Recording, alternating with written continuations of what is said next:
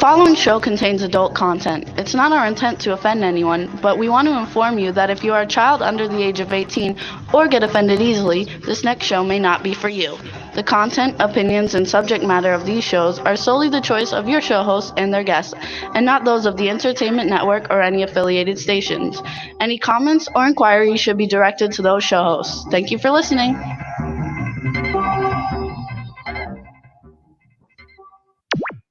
Jimmy, this is MTLP. Jimmy Star, yo, sitting down and designing. Why every man them are thinking, what are we gonna be wearing? Yo, I'm a Liverpool MC, can't test me. Big up the girls inside the party. Let's get down to crazy Jimmy. Big up myself to known as Alfie, the one and only, the Turkish MC.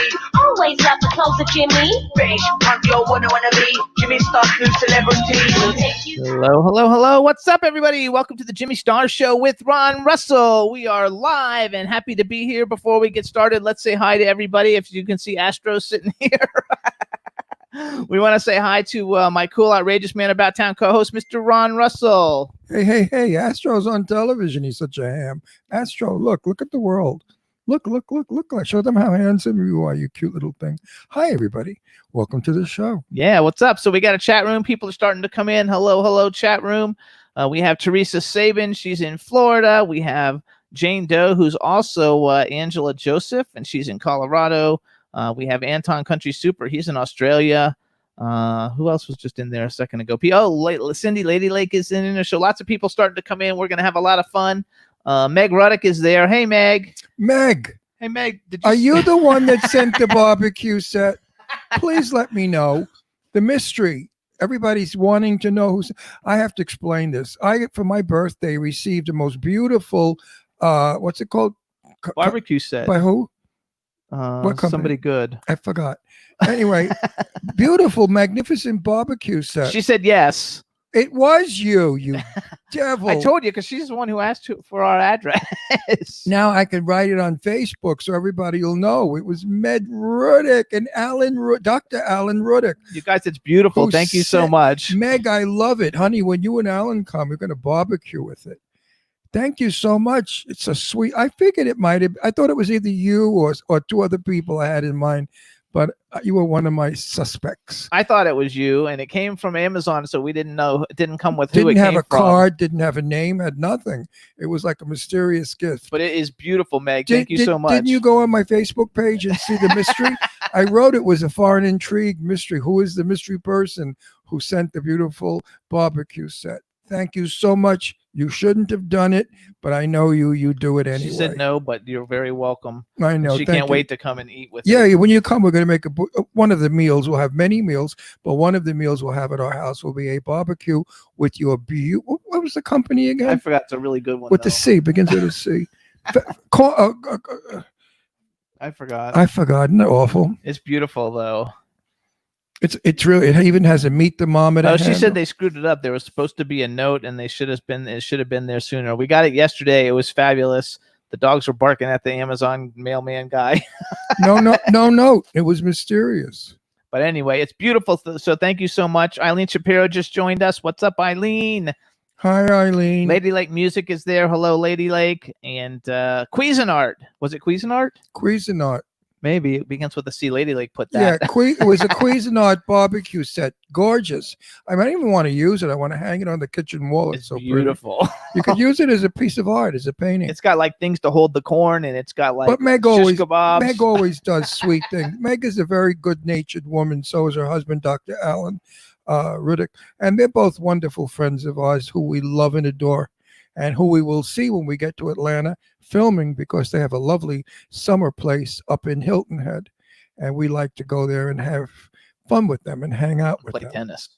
Jimmy plays tennis, and Meg and I just sit there and gossip and gab. We got a great show for you guys today. We have Sirius radio host Eric Alper, who's also, like Howard Bloom last week, a publicist with the biggest stars on the planet. And we also have actor Al Sapienza coming on. You guys know him from, basically plays a hood and everything, but he's been in every TV show possible for the last 15 years. He's on every show possible. He's been in a lot of great movies. And so we're going to have a lot of fun. And he's got a new movie that came out yesterday. Everybody in the chat room saying what a lovely set it was because they all saw it on Facebook. So what? The set. What's that? The barbecue set. Oh, the barbecue set. Well, I'm playing with it. I'm playing with my little boy here, and Meg and Alan have the cutest little bunker, and he's an adorable little miniature poodle, also the size of this character, and they both have the same kind of personality. So I wanted our boy to wave at Meg. Say hi to Meg. Auntie Meg. Say, Auntie Meg, where are you? Everybody says they love our new seating. This is our like 2-seat leather. What do you call that? Reclining chairs that we got for Christmas. Right. You press a button and you they go lie into, back. like, It's awesome. lay back. I call this the winter room because we only use it in the wintertime to watch television. In the summertime. And the reason we moved in here is because I was talking. You just interrupted. It's okay. The reason we moved in here is did your mother and father ever tell you not to interrupt? We had so people? many problems last week because we kept losing our internet. So now we're actually plugged into hardwired into the router. So hopefully we don't have any internet problems today. I'm going to plug you into a router. Ooh, that sounds good. Yeah, you filthy pig. No, he interrupts me. She says hi, Astro. But seriously, were you raised by like normal parents or what? Were your parents like normal interruptive? I mean, were they intelligent, elegant people, or were they just like loudmouth Southerners? No, they weren't loudmouth Southerners. Who they weren't from the interrupted? South. My mom's from Wisconsin. Oh, but your father was from where? Kentucky. That's the South. Yeah. He's like you. He liked to talk. No, I don't like to talk. I used to get paid for talking, except when I come on this show. Oh, Dave Hughes just joined us, and he says, "Please plug him into a router too." I love Dave because he's a pig. But seriously, there was a day when I used to get paid for what I do now. Now I could do it for free for Jimmy. So he tells me, "You know what, Jim? I shouldn't talk. So I'm not going to. I'm going to stop now." Okay, why are you going to stop talking? And he doesn't say anything. Oh, Eileen said to remind you, I was raised in Manalapan. You were raised in Manalapan. No, you Yes. were not. Your father had a place in Manalapan. Listen, Eileen, I heard that your bra straps were cutting off your circulation. Is that true? Yeah. Which, you guys, we were going to have Eileen on today, but we're not having her on because her bra straps cut off her circulation. No, because and she couldn't talk. Her book, Waiting for Adam, is now not coming out till July. We're going to have her on to promote it. It's available for pre-order now on all the sites. And Manalapan is not a disease, Dave. No. And Eileen's book, Looking for Adam, is about this truck driver named Adam who banged her, and he was such a good screw that she was looking for him. So she went all over the world looking for the truck driver named Adam. So, Adam, if you're out there, Eileen needs you. Right? Well, knows about Adamant, that little girl, that little thing that she loves so much. Adamant's the size of her foot. So we wanted to be a New York Times bestseller, everybody. So Google Eileen Shapiro on Amazon and Barnes & Noble and order her book.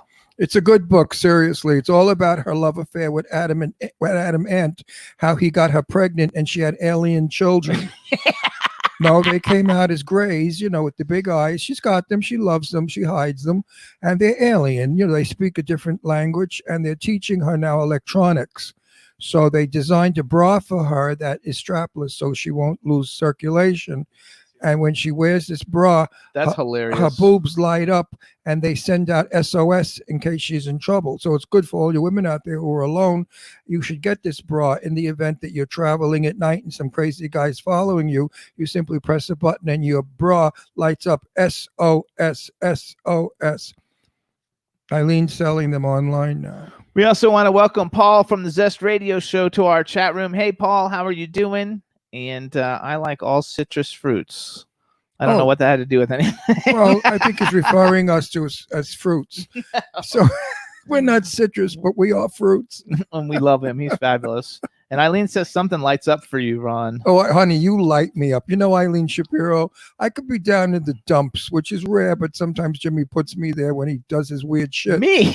Oh, yeah. Jimmy could really work your brain over, as you know, Eileen. And then I talk to you, and I just get so happy. Eileen Shapiro is a happy person. And when you talk to her, her smile is contagious, her laughter is great, and her head, I heard, is incredible. And Backpack John just joined us too. Hey, Backpack John, what's up? Hope all is well, everybody. We're going to have some fun today. I'm actually going real quick to the Dave, you like that last line, right? About Eileen gives great head. I figured Dave would. I'm actually going real quick to. But Dave, you're going to have to get online. You know how many guys are out there looking for Eileen? Seriously, everywhere we go with Eileen, guys hit on her left and right. So everybody, listen up. If you're watching us live right now, run to your Twitter real quick and go to @W4CY Radio. If you're not following them, follow them, and then retweet the top tweet that's up there, because it's our show live on Twitter, and that way people can watch us on Twitter. It's also on Facebook, and I believe it's on Twitch. So if you have like an Xbox or something, you can watch it on your Xbox. I'm wearing my New York City T-shirt in sort of a paying homage to New York. I'm heartsick and heartbroken over what has been done to my city. I love New York City, and I love Madison Avenue, and I love every street in New York City. And protesting is one thing, but destroying is another. I am very upset. They destroyed my hometown. How would you like it if they destroyed your hometown? Yes, protest. It was a terrible thing that was done to this man. George Floyd. To Mr. Floyd. But don't destroy New York City. What did New York City have to do with it? I'm from New York. We were the most liberal people in the world. We had black friends back in the 50s when nobody had black friends. We never thought of black people as anything but people in New York City. They hung out with us. We went to the bars. I danced with them. I went to school with them. I played basketball with my friend Robert.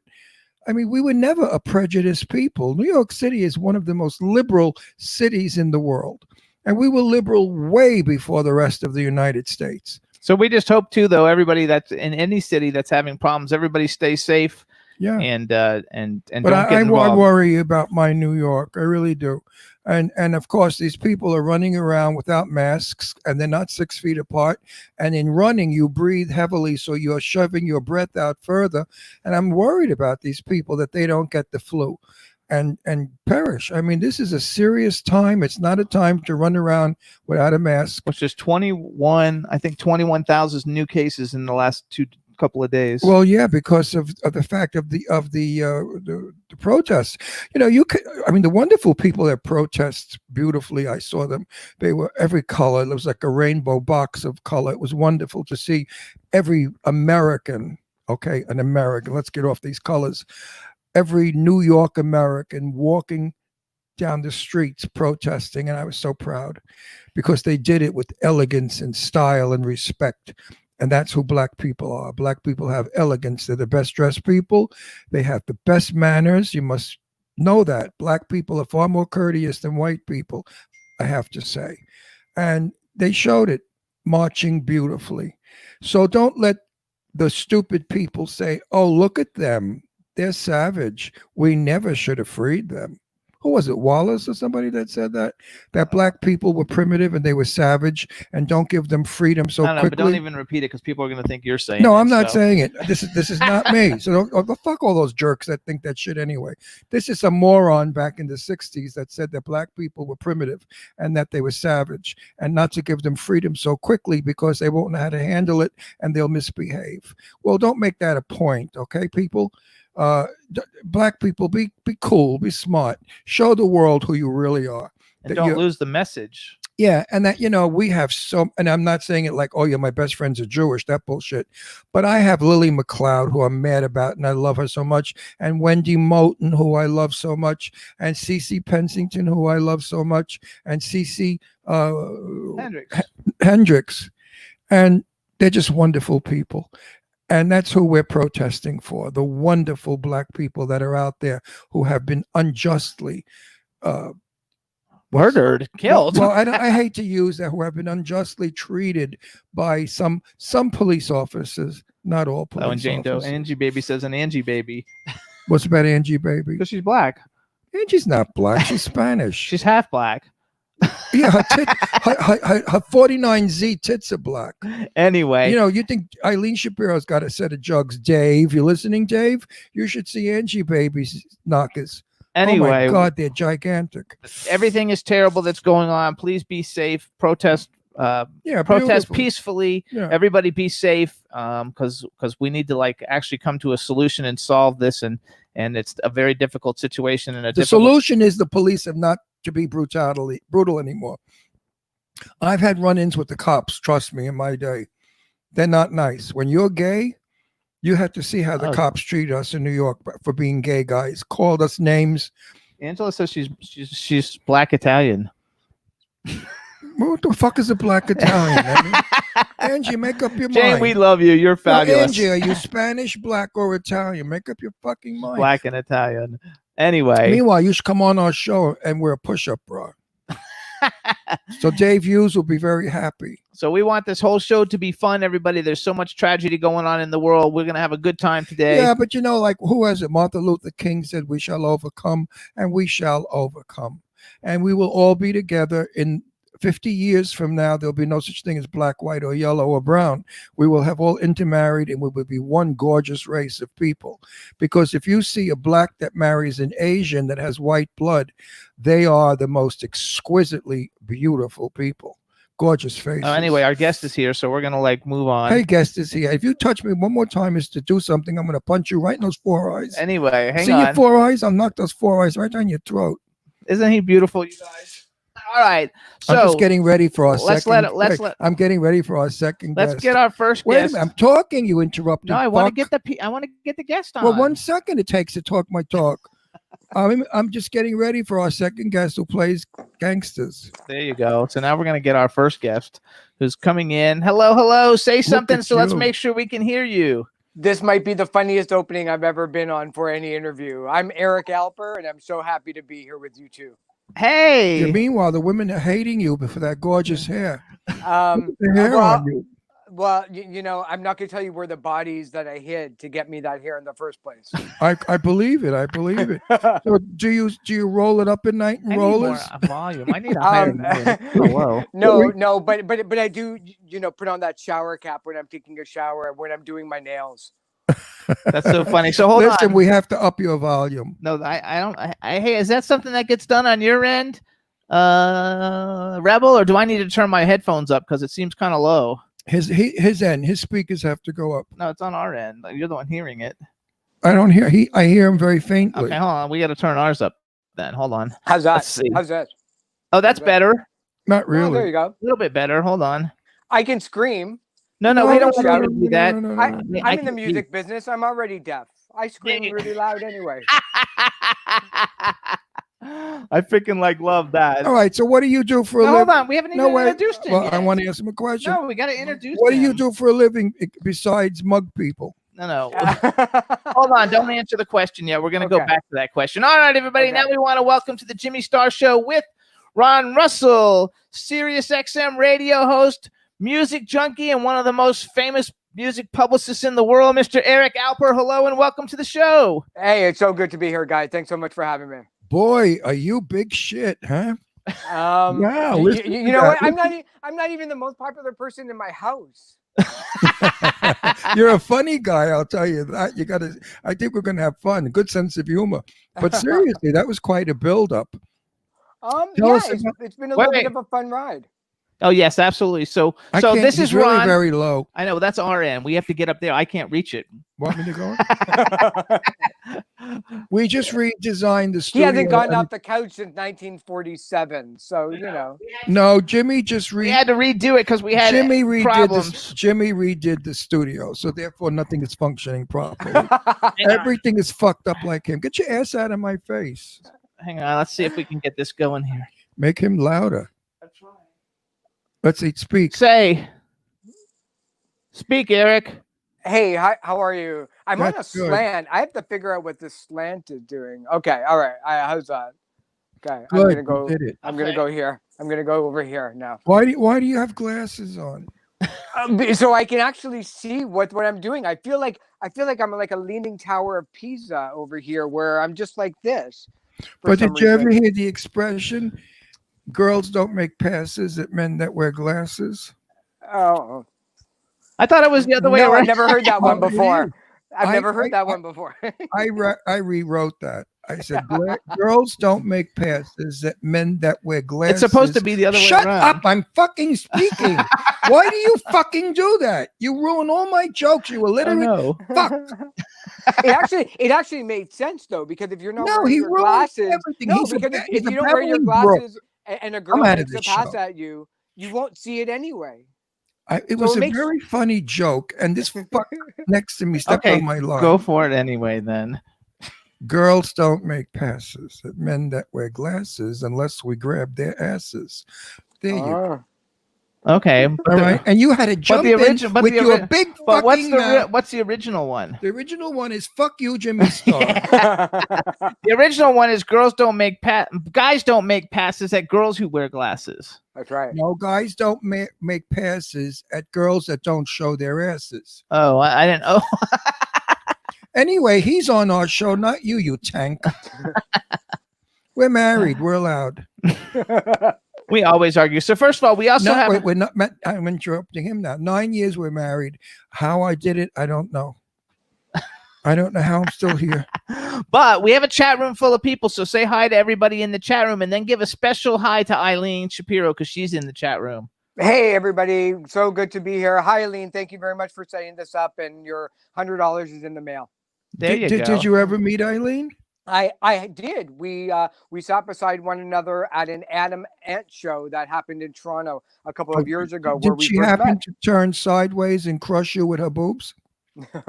No, she didn't do that. No. Did you ever see tits that big in your life?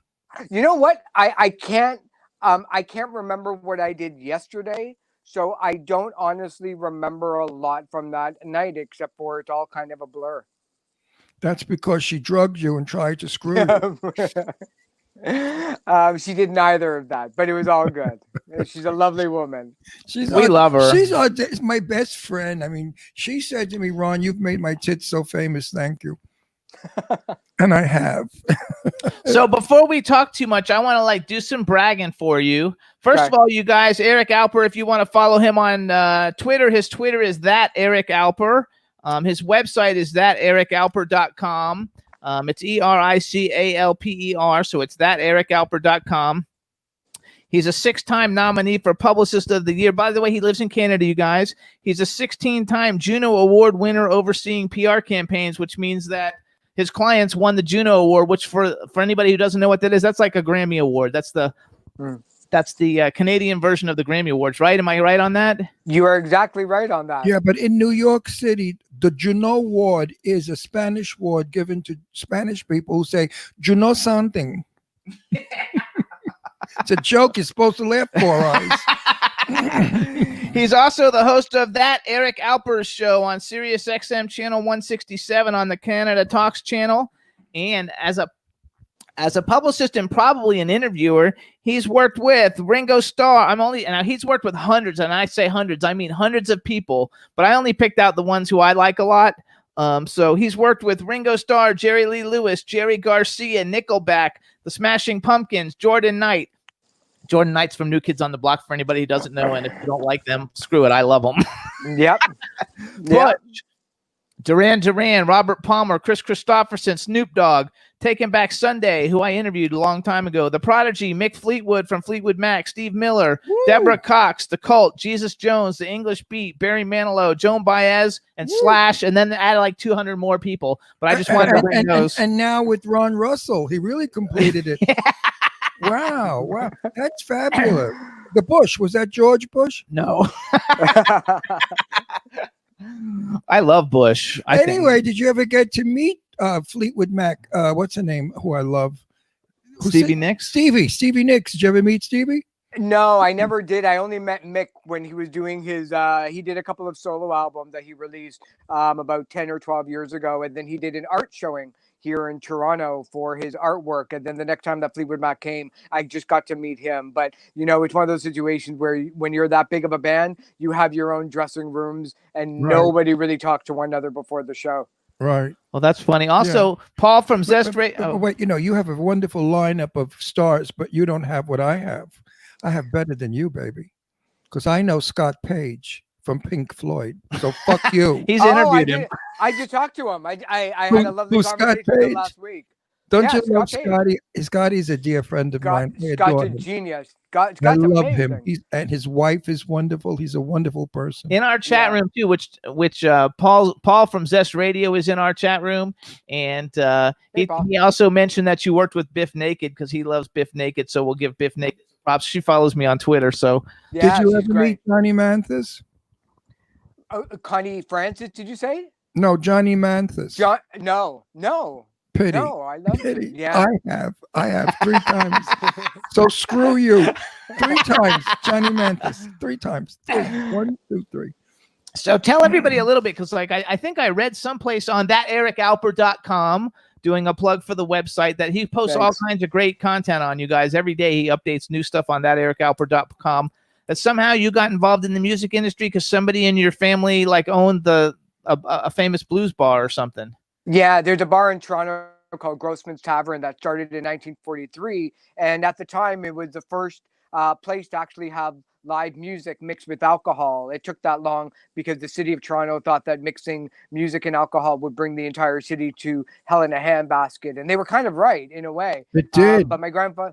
Yeah, and so my grandfather worked there, my grandmother worked there, my parents worked there, my whole family ended up attending bars. But I have really vivid memories as a kid growing up in that bar and hanging out there, and then loving music, because I saw music not really as music. I just saw it as more of a place of community. You know, as it was a cafeteria, so it was a place where food was eaten, and in the location of it, it's a place called Kensington Market in Toronto. And if That's anybody's right. ever been there, they know it's Yep. like a huge multicultural city, and Yep. and that's exactly the kind of experience that I grew up in, and I still love to this day.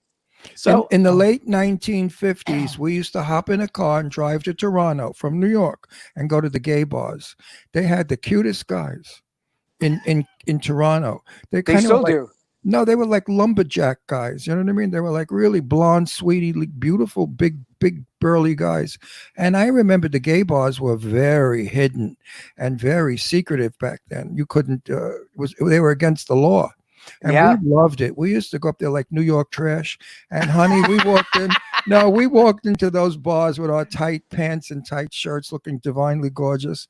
And all those little Canadian boys would say, "Oh, you're from New York?" Forget it. It was fabulous. Yeah, you know, it's funny, Leo. Or, I mean, not really funny, but it's great that you mentioned that, because even when it comes today to the gay pride parade, and the gay community, the raiding of the bathhouses by the Toronto police, years and years and years ago, still is a strong memory, for one of the reasons why why the gay community and the gay pride people aren't really big fans of having the Toronto police at their parade. Is it goes back to the way that the Toronto Police Department treated Very poorly. the gays and lesbians. Yeah, absolutely, everywhere, not just in Toronto, but New York City yeah, too. New York for City. sure. They used to Absolutely. roll us. Okay, they would invade. Like there was a gay bar in the village I used to hang out in called I forgot now. Anyway, what the hell was it called? Oh, anyway, the cops would come in, and of course we'd sit down. We wouldn't dance or anything, and then they'd say, "Oh, empty your pockets," and whatever cash we had in our pockets, they would take and leave. They took. Yeah. that's terrible. And so we didn't have any money to buy drinks. But the owner of the bar, who of course was fabulous, Italian mafia from Brooklyn, but he was a good guy. He'd say, "Drinks are on the house, kids."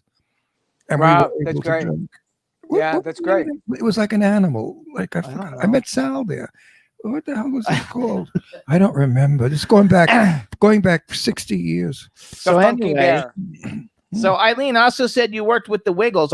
What is the Wiggles? Isn't that like a kids band or something? Yeah, they're one of the largest, the world's largest kids group. I started working with them really, really early on in their career, and Canada was a huge market for them, because Canada was one of the first places where they actually had a television show. So I saw them grow to the size where they were selling 3 or 4 nights at the Rogers Centre here in Toronto, which holds about 20,000 people, and the nicest, kindest guys and group of people that you'll ever want to meet. And that was a lot of fun. Eileen says she loves them. I don't know who they are now. I gotta like go Google it. Yeah. If it's a male, Eileen loves him. No, but the Wiggles, it's a kids band. It's not it's a made up kids' of kids. Well, what's interesting about it is that, they were one of the first kind of kids groups to understand that the music that they need to create is also for the parents as well. It kind of ushered in this whole parenting of I'm going to play the Ramones for my kids. I'm going to play the Beach Boys and the Beatles for my kids. And they were right in there. It's funny because a lot of their concerts, a lot of the parents were like, this is their version of the Beatles. This is, all the kids were freaking out because they saw them on television for months and months and months. And finally they get to see them in person. And their songs are phenomenal compared to, I think, what, the simplistic style of kids music that you and I grew up with, or even you two, where, instruments weren't even made. It's so funny because it's not even like what I thought it was going to be. Well, when I grew up, the music that I grew up to that was sensational, fabulous of the day was, it's howdy doody time. It's howdy doody time. Sure. Bob Smith and howdy do. Say howdy Ron doody. loves howdy doody. So that was our music. It was howdy doody. So how faggy can you get than that? I mean, that's really gay. It's howdy doody. Oh, wait, who were like, because I think I'm probably older than you, but who were like your musical influences? Like growing up, who did you listen to a lot?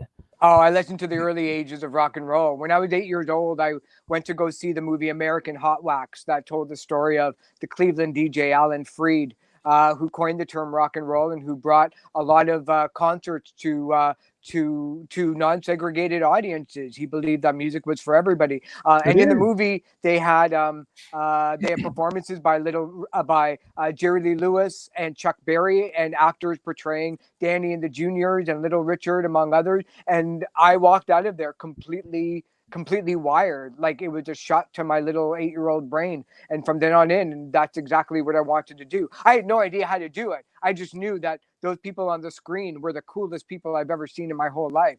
I kind of liken it to whenever I read about somebody like Tom Petty, for instance, seeing the Beatles on the Ed Sullivan Show and him saying, I want to do that. I had that moment for American Hot Wax. I knew I didn't play an instrument. I still can't play an instrument. I suck at everything musical, but I knew that somehow I wanted to be in this industry. So I had to find a way in it. And at 12 years old, I got a subscription to Billboard magazine, and I read about these labels like Motown Records and Stax Records and Smithsonian Folkways label. And I just had to figure out how to do it. And I loved the media. I loved reading stories. And I thought, maybe I'll do publicity for these people, because they seemed like they got to hang around all these musicians without actually having to play an instrument. What a cool way to do it, though, because Ron's very musical. I'm not musical at all, but I love it. And the best music I ever heard in my entire life was when George Washington would whistle a song through his wooden teeth. It was incredible how he did that. He would do Yankee Doodle Dandy whistling through wooden teeth. Yeah. And back then, the Billboard Hot 100 was the Billboard Hot 1.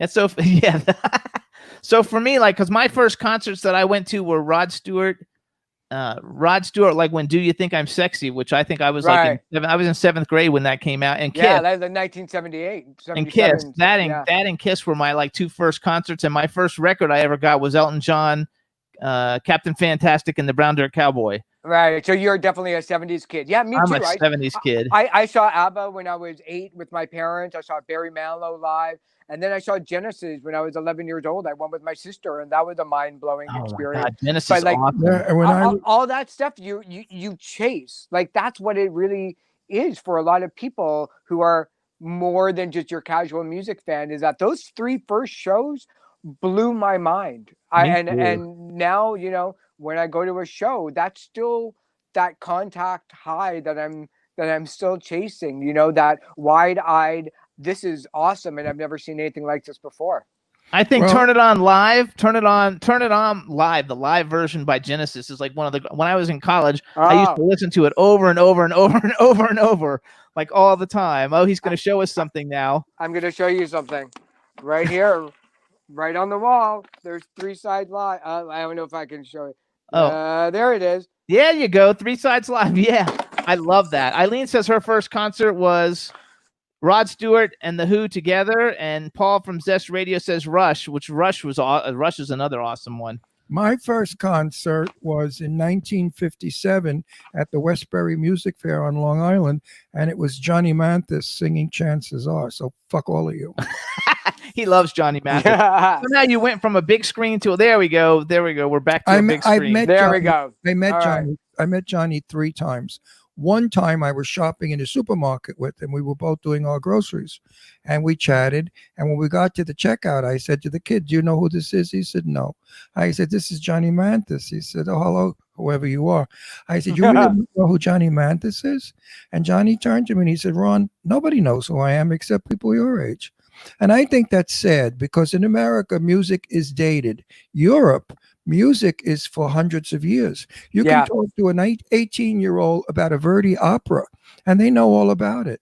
So I Yeah. think that we really have to know that music is culture in our country. And we've had some groups over the years who are phenomenal. And we have to preserve their memory. We have to talk about them and let people know that people like Johnny Mathis or people like Pink Floyd or any of the groups, they were phenomenal people. And that music should be forever.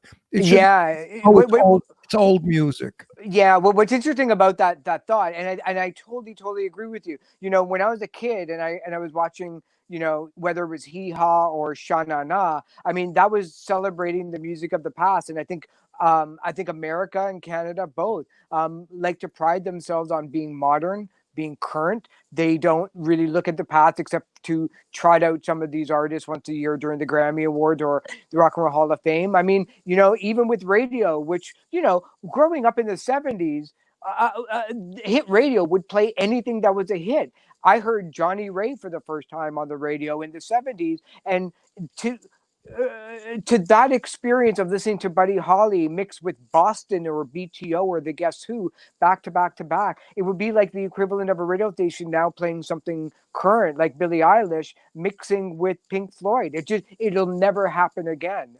Even though that thanks to the iPod and music streaming services, we all have access to, you know, 100 years worth of music. We have access to 57 million songs at our disposal, but yet the media and especially conglomerate radio stations continue to want to push out the new. Look, you and I, or the three of us, we're well out of radio's demographic for a way out of way out of it, you know. And so, you know, when classic rock stations are now playing music from 1995 and 1996, you may think, oh my God, that's so new, but it's not. That's 25 years ago. That's the equivalent of us growing up in the 70s listening to music from 1945. You know what's wrong with America? America has a saying, and they live by the saying, and that saying is, it's in. And if it's not in, it's out. Right. And that's the trouble. Music is always in. Music is what satisfies your ears. Everybody has a different ear for music. Yeah. So you just can't say that one music is in, like rap. I do not like rap. I never did like rap. I never will like rap, because rap to me is not singing. It's talking ridiculously with stupid words to crappy music. So that's my opinion of rap. But to someone else, it's wonderful. I they love it. See, Jimmy loves it. I love it. So I think it's also when you listen to the radio, I think, you know, there's a definite, you know, a couple of weeks ago, Billie Eilish got into trouble because an interviewer asked her if she'd ever heard of Van Halen before, and she said no. And rightfully so. She's a 16-year-old girl. Yeah, she's 18. Well, you know, I mean, when you're 16, you know, you kind of, you know, you unless you grew up in a home of maybe older brothers or sisters, or your parents liking classic rock, you know, it's tough to want to listen to older music. And I think that's part of it with the new generation of musicians or people on the Hot 100 chart. There's a real separation between what is now and them using the influences from today. You know, even when we were growing up and listening to music and watching MTV in the 80s, they were directly influenced by what was going on in the 1970s with Roxy Music and Rod Stewart. And they were influenced by the bluesmen. So there's always that direct line between what happened 50 years ago with the current state of music, and now it's just not really available or seen as easily on the chart. You know, there's absolutely nothing wrong with Drake, but his influences really stop maybe a couple of years ago. Maybe they use a sample from, you know, some you know, lesser known disco song, but they didn't learn how to create music based on slowing 45 record down to 16 RPM so they can learn the riff. That stopped basically around 2004. You know, there are those that have survived and gone on. I remember 100 years ago when there was a group called Patty and the Bells. Right. Yeah. And now she's Patti LaBelle. You know, Yeah. and Patti LaBelle is still outrageously famous as far as I'm Yeah. concerned. And some people do go on and on. The Beatles have gone on and on. Everybody knows the Beatles. If you don't know who Yeah. the Beatles are today, you would living in coma. But Yeah, but I think there's young people who don't know who they are. But Van Allen, Van Halen. Van Halen. When I say Van Halen, Van Halen was like fucking big. So hold on. First of all, Yeah. I'm a big Billie Eilish fan, and I listen. I switch my Spotify playlist, so I listen to a lot of 70s and 80s stuff because that's really what I love. But I listen to the new stuff just to be aware of what it is, and I'm a big Billie Eilish fan. Some of her songs are phenomenal. So I didn't even know who she is. she's like the hottest thing right now. What's her name? Yeah. Billie Eilish. She's like a little 16-year-old girl who sold like millions of She records. wanted to be Billie Idol, so she changed her Billie name. Eilish. Well, it sounds like Billie She's Idol. fabulous. She's a really good artist. She's very different than everybody else. She doesn't sound like anybody else. Right. So, Yeah. so how about you with Van Halen? So are you a Sammy Hagar or a David Lee Roth Van Halen fan? I like David both of them Lee, actually. I'm gonna play middle of the road. I like both of them for very different reasons. But I will tell you this though. When I got into Van Halen, it was for the 1984 album. And so that was the one with Jump on it. Yeah, And Jump. so I had no idea in the 1970s just how massive they really were.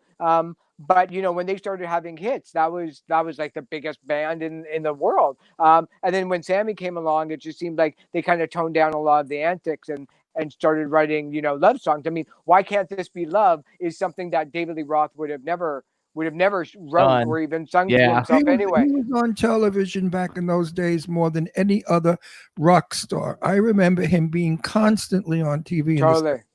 Don't Well, he forget- was everything. Yeah, he was everything that you wanted in a rock star and stuff. I mean, you he know, which was is super big, super big. You look like a rock star, though. You look like you could be a rock star with the hair. I feel like a rock star with you two in the room. This is great. All you have to do is make believe you play a guitar. Have somebody ghost it for you. I can lip sync pretty well. I'm really great in my car when it comes to drumming on the steering wheel. So sure Actually, that's as far as I get. the guy Dave in the Paul, I mean, in the chat room says he'll teach you how to play drums.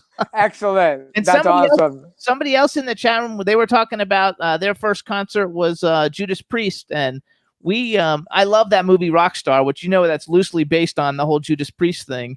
And we had the guy who replaced Rob Halford on our show after he got out of Judas Priest. After he was only in it for a little while. I forgot his name. Yeah. Do you know the guy's name?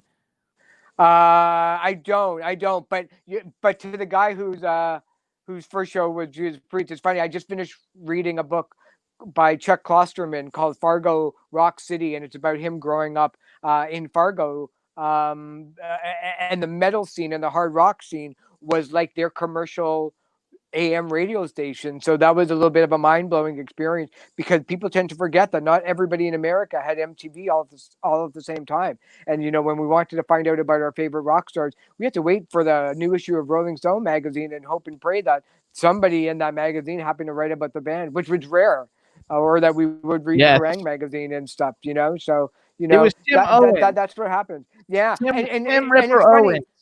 Well, there's a story. Hang on. Go ahead. It was Tim Ripper Owens who replaced Rob Halford for a couple of years, and that's what that movie Rockstar is based on. Mark Wahlberg was Tim Ripper Owens. In that film. You know what? Here's the mind blowing. Here's the mind blowing truth. That's going on because you guys brought up the Beatles, and it's interesting because whenever people say, "Oh, the Beatles will never die," and sometimes on Twitter I'll ask a question every couple of months. And I ask questions every day, but one of them that I always bring out is like, in 50 years or 100 years from now, which artists are still going to be remembered? And people of fans will always say things like, I'll get a whole bunch of K-poppers saying BTS, which is never going to happen. Right. But, never. But like, people will always bring out like the Beatles or Chuck Berry. And I think, maybe those two. But if you go to Google searches, you'll find that the Who, the Rolling Stones, and the Beatles, three of the biggest bands in the world that you think will never die, their actual Google searches are dropping almost 15% every single year of the last 15 years. And that means that a whole new generation of people aren't really looking for the Beatles so much on Google. Now, that's just on Google. That doesn't mean that they know how to type in the Beatles on Spotify and find them easily. But even things like Wikipedia searches are showing that they're kind of dropping in terms of the amount of people that are looking for them. And that's a that's not a scary thought. It's just, I think the truth is like, while the past gets far behind, as much as we can say, I love 60s music, very few people can actually name more than 5 or 6 bands. When you ask them point blank, they'll come up with Jimi Hendrix or The Who or the Rolling Stones and the Beatles. But then there were still 5,000 bands every single year that seemed to sell out, Yes, you but know? But that's what happens. the one name that will be remembered in music forever is Pia Isadora. We had her on as a guest a couple weeks ago. She was fabulous. How was she? Was she amazing? She was I love amazing. her. I love Amazing, her. right?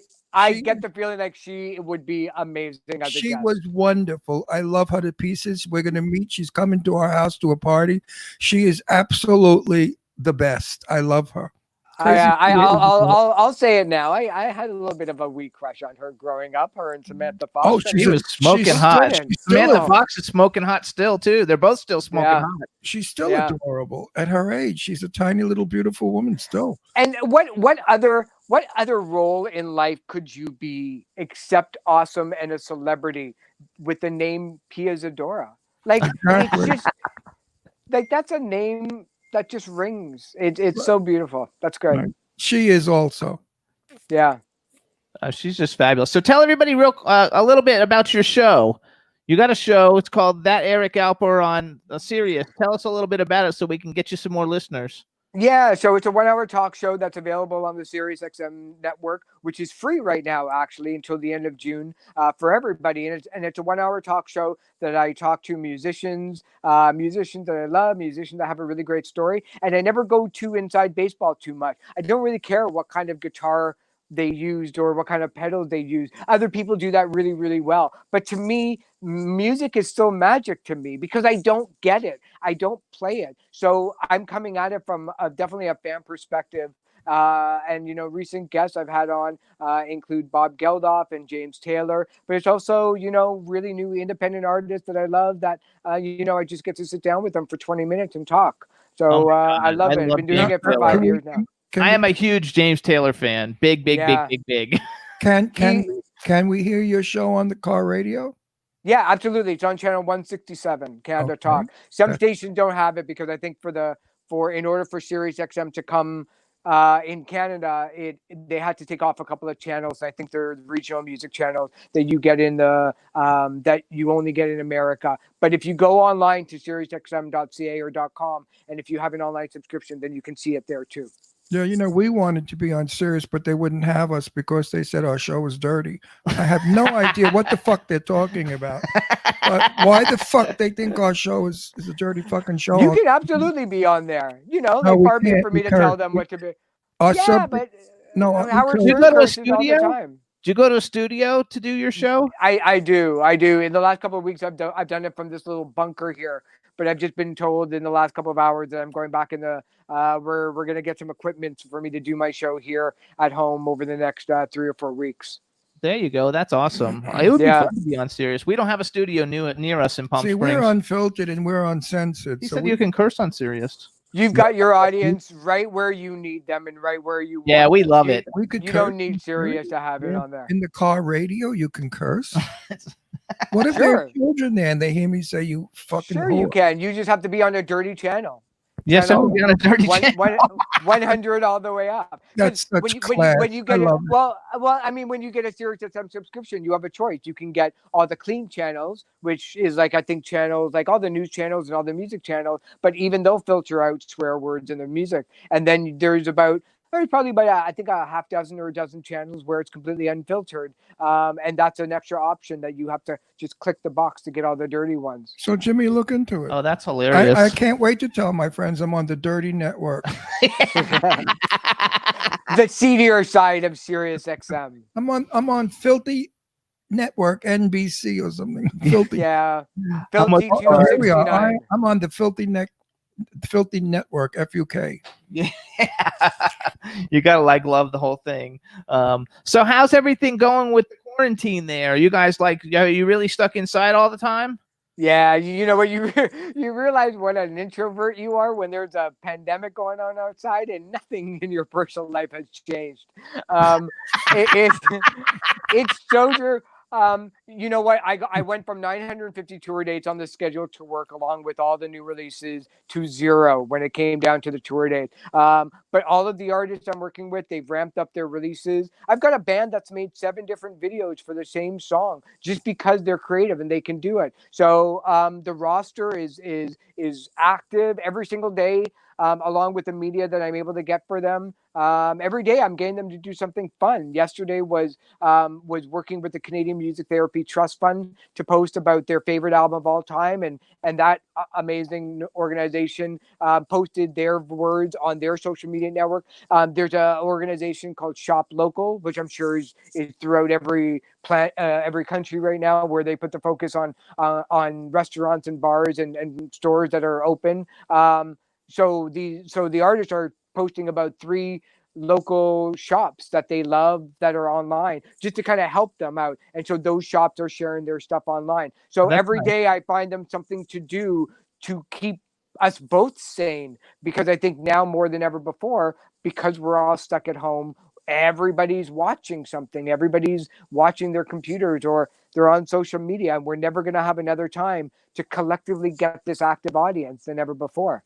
Right. So now tell me, are you married? Do you have a girlfriend? I am. Or are I you am. gay? All 3.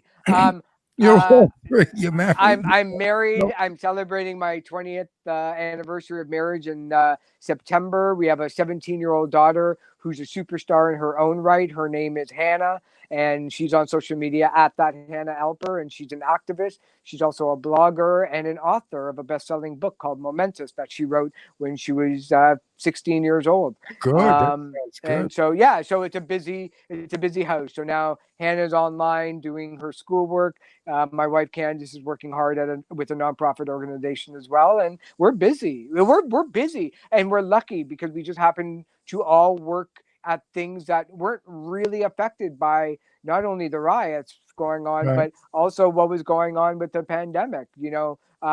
But I completely understand, and I see, how the entertainment industry has been devastated, and rightfully so. There's just sectors of the industry that just, I look, when the pandemic happened and they brought us all inside, I went outside, I screamed for 3 seconds, and I came back inside, and I was just like, let's get to work, because nobody's going to wait for us and nobody's going to care. So a lot of these artists were a little bit scared and a little bit skeptical of going online and doing these living room concerts. But now every single one of the artists I work with everybody's doing it. Technology has grown up, and maybe this is going to be the new normal. Because let's face it, I don't think that we're going to be able to go see a concert until at least summer 2021. So this is what we're stuck with.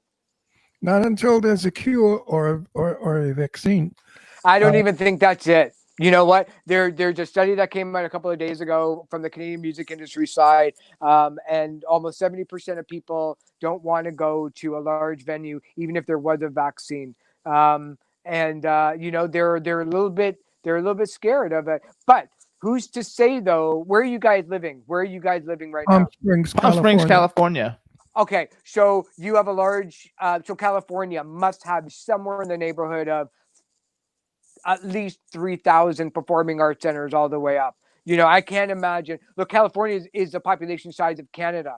Canada is only 33 million people. You guys have 36, 37 million. Who's to say that even in Toronto, where I live, that there should be 150 bars that have venues of 200 people or more? Who's to say where you're living, we should all have in our city 7 or 8 venues with 20,000 people? I think that some of these places are going to either scale down to 8,000 or 9,000 people and space out their seats a little bit more, or some of them are just going to close down completely. We've never been in this situation before in all of our history, in all of our lives. So it'll be interesting to see what happens, though. Everybody's going to be just same way. Like we've been streaming we're on our 13th year. We've been on the air a long time. So we've been streaming for a very long time, but I think everything is going to go to streaming. There's going to be more platforms coming in. You already see like everybody's buying everybody, and all the new stuff's going to be coming out. So this is the future. We were just doing it way before everybody else. Yeah, what's going to be really interesting, I think, is when all these businesses, especially in Canada, where we're really, really lucky. Not only do we have a tremendous government support on the city level and on the provincial level, but also on a national level as well.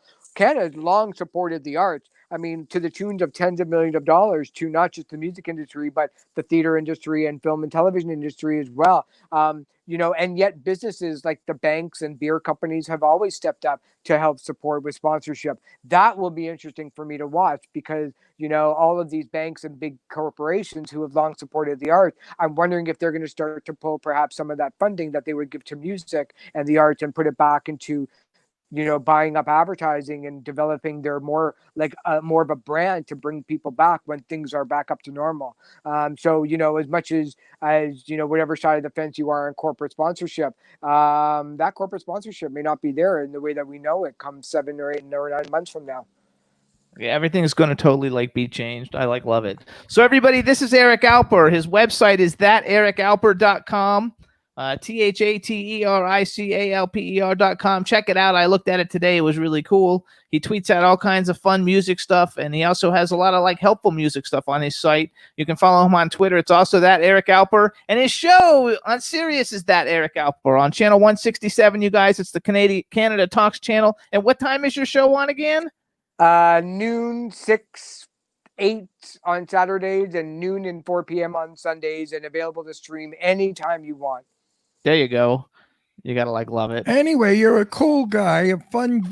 You guys are great. I've loved being here. You're great. Thank you for coming on our show and making us happy. And everybody loves your hair, for real. Yeah. It's nothing short of an honor to talk to you guys and a real pleasure. And thank you so much for brightening up my day. Eric, thank you so much. And everybody follow him in social media. Check out his website. He's a really great guy. And anytime anything interesting comes up, and if you really know James Taylor, send him our information. We want him. Absolutely. You thank got you it, guys. So much. Thanks, guys. Bye-bye. Bye-bye. What a cool guest. Everybody in the chat room loved him too, you guys. And everybody in the chat room was talking about all the different concerts that they went to, which is really cool. And Dave Hughes was saying that he just judged some kind of competition with Beverly Knight. If you could get Beverly Knight our information, I am a huge Beverly Knight fan. I know she's not that popular in the United States like she is in England, but she's one of the greatest singers on the planet. And she has a song called Gold that is awesome. I know the name. No, so she's fabulous. Got to be big if I know the name. Yeah, it's just and B. Claudia joined us in the middle of all that. Hey, B in Germany, B. how are you? Hi, darling, how are you? Hope everybody's doing good, and we appreciate everybody tuning in. It's going to be fun when we do a quick commercial about all the places you can hear our show, and we want to thank everybody who tunes in every week and listens to us on a podcast or on any of the networks. And right now we're streaming on Facebook, YouTube, Twitter, and I think Twitch. But it's a lot of fun, and you can hear us live on our regular show time, 12 to 2 or 3 to 5 p.m. on Wednesdays on our home station, W4CY Radio, the greatest station on the planet.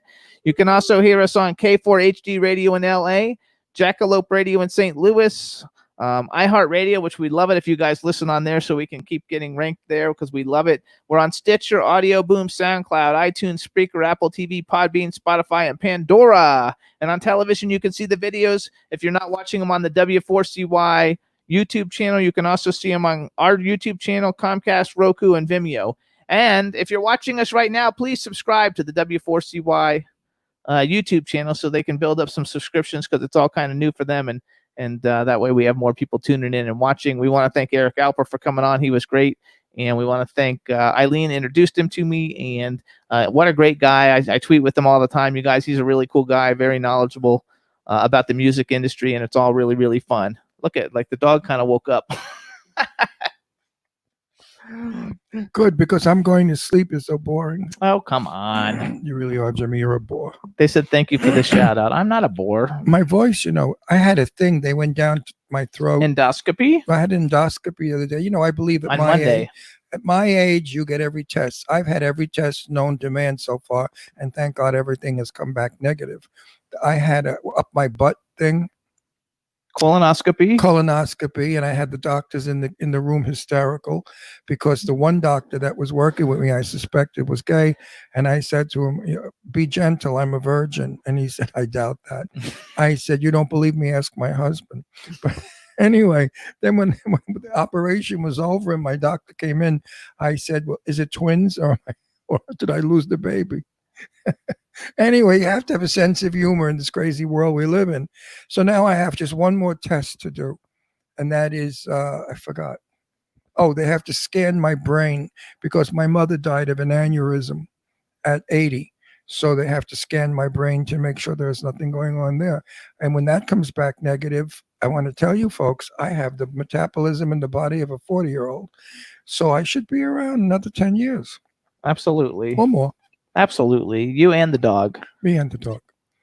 The dog. Maybe I'll have a new husband. You guys, the dog is the cutest dog. Astro is really the cutest dog on the planet. He really is. He's very, very attached to Ron. If he leaves, if Ron leaves the house, he sits and whines for hours until Ron comes back. So even though he likes me, Ron is definitely his favorite, and he freaks out without him. And he just sits. Sometimes he'll just sit there and stare, and that's it. He'll just stare. He just stares at Ron like with goo eyes, like a little girl in love. So in love, like all the boys do when they see me. And Teresa, don't worry, Ron's fine. She said, "Don't worry her with all your tests." No. Listen to me, folks out there, everybody. I've just turned 80 years old. Okay, at 80 years old, your body wants to die. It's looking for something to kill you. So you've got to go and have every test known to man to make sure that you could nip it in the bud in case there's something brewing. I am not ill. I haven't any symptoms of anything that brings me to a doctor. I'm doing this because this is the intelligent thing to do. Like I bring my car in and I have my car diagnostically, serviced. What's wrong? And they fix it.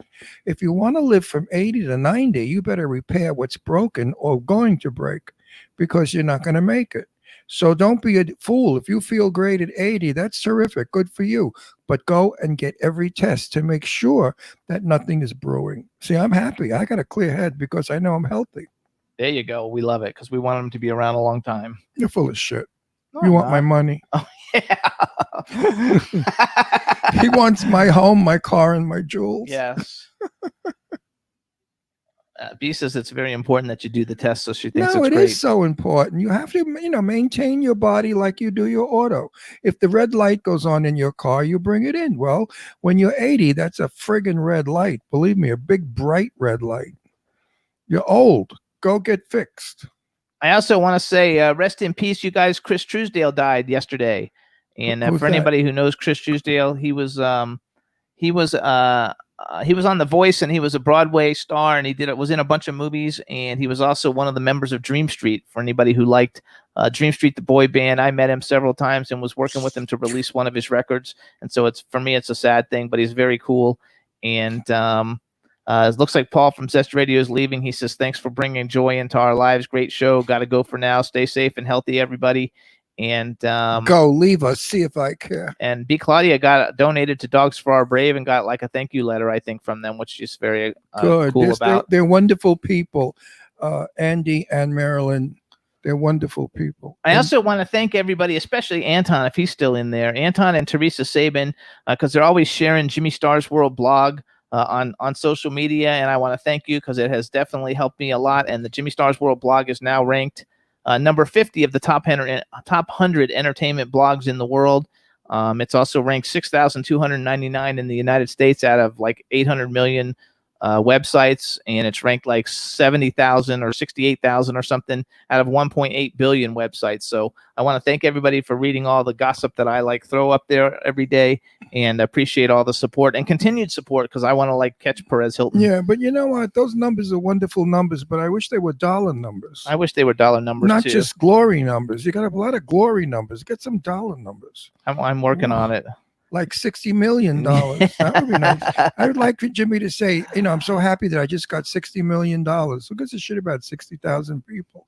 $60 million. Also, if you're an angel investor or financial investor and you see my tweets, I've got 26 movie projects I'm looking for funding.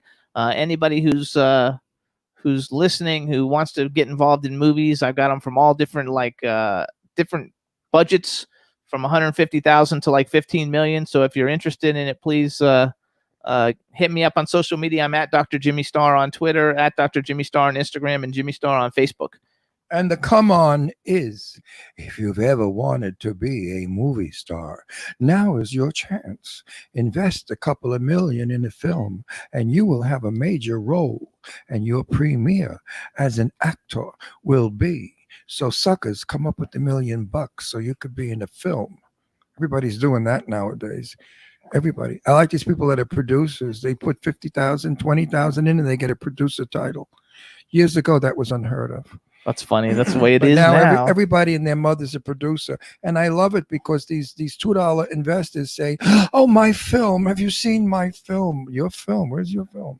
You're just saying that because there's one particular person you don't like. No, that's not true. That's not Angie Baby. You know what I'm talking about. Angie Baby's in the chat room. She says the films are great, and we just Angela is working on a film with us. It's actually not really with us. Angela's got a film. It's called. Is it compatible? Is that the one they just released the trailer for, Angela? Let us know. Go on YouTube, you guys, and Google it. It's a brand new film, I think, directed by Joe Kelly, and he's in it maybe. Yes, it's called Compatible. So go and check out the trailer. It's on YouTube now. It's also on Angela Joseph's Facebook page, I'm sure. It's a great trailer. It's going to be a great movie, and it's going to be coming out, I guess, sometime later this year if they've already got a trailer going for it. So check it all out. And Angie cannot hold back the press because the press is going crazy. Hollywood is all upside down about it. They're screaming from the rooftops. Ron Russell is going to be in Clown Motel 2. And people are rioting in the streets. They're trying to break in our doors to kiss me, hug me, and ask me for an autograph. And I say, I really can't. I just have no time. So Angie Baby, knock it off with the publicity about me making your movie famous and fabulous. All right, tell Joe Kelly. It's so great. Without me, he's just nobody. And you guys should follow Angela Joseph in social media, you guys. If you go on Twitter, she's Shared Economy US. Shared Economy US. She's really one of those most fabulous people you will ever meet. She's a dear friend. She works very, very hard. She's my darling friend. And she's really fabulous. So you guys should follow her because she's just super cool. And if you do follow her, be careful because the line of men following her is very long. She's got a chest on her, boy. Woo, woo, woo. For you guys out there that like tops, boy, oh boy, she built. Say something, Jim. I'm looking. I was thinking because B was writing something about Netflix, which reminds me, you guys, if you like dance movies, High Strung Free Dance came out on Sunday on Netflix. It's what a movie! Michael and Janine Damian are the ones who like wrote it and did it. It stars Harry Jarvis, Thomas Doherty, and another Doherty. I forgot her name, but it's a beautiful movie. It's a fabulous movie. Everybody should see it. It's on Netflix. It's on Netflix now. I loved it. I loved it. I loved it. One more time. I friggin' loved it. It's a movie different from all movies. You go in miserable, you come out smiling and happy. Michael, you did a brilliant job. Janine, you wrote a fabulous movie. And we're going to have them on our show soon to talk about it. Yeah, you guys should That's definitely Michael see it. Damian and Janine Damian, dear friends of ours, who did a beautiful movie. Yeah, just like it's really fabulous. Just like Marcel Waltz had Sarah French in his film called Blind, and it's a film that I love and adore. I said it was the best horror film I've seen all year so far, and everyone should really buy it, look at it, go see it. It's more of a thriller than it is a chop 'em up, kill 'em movie. Very good. Sarah French was absolutely fabulous in this movie, and Marcel did a brilliant job of directing. Yeah, it's a really, really good movie, and it's going to have distribution. It's going to have action figures. It's going to have a costume for Halloween this year. Right. And also Clown Motel 1. Now, don't go buying it thinking you're going to watch a horror movie. This movie is so funny and so great. I can't give it away, but there are scenes in it that are a riot. One with a pig, a guy that one of Hammy. One of the clowns is a pig. Anyway, I think I have to talk to Joe and Angie about it. I think when they wrote it, they thought it was going to be a very serious, scary movie. Well, it turned out to be high camp. It's as wonderful as Killer Tomatoes and as wonderful as Clown. What is it? I love the Clown. Killer Clowns from Outer Space. Killer Clowns from Outer Space. I put Clown Motel right there with it. It is totally enjoyable, fun, a great film to watch. I fucking flipped out from it. It was funny as all hell. But don't go there thinking you're going to get scared. It's more fun than it is frightening. But then again, young kids see that stuff, they get scared. She wrote, "Oh no, not Hammy." Laugh out loud. No, always, Oh, we love- always campy Ron. No, we love Hammy. You know, Hammy's on my Facebook page. He's Johnny Parati. Yeah, Johnny Parati, and I love him. He's such a sweetie pie. So anyway, is he going to be in Clown 2, Ange? Oh, I'm sure. Let me hear. It says Teresa says you're a superstar. Which, by the way, if you guys want to get another movie, Clown Fear is still at Walmart. I saw it there the other day. What's Clown Fear? The movie you were in. Oh. No, you know why? No, you know why? It was supposed to be called Circus Road. Yeah, which is a way better. And I am so used to it being referred to. And Sadie Katz and I still call it Circus Road because Sadie wrote it. So when I hear the Clown Fear, I got to quickly use my brain to say, which movie is that? Because there's so many clown movies out.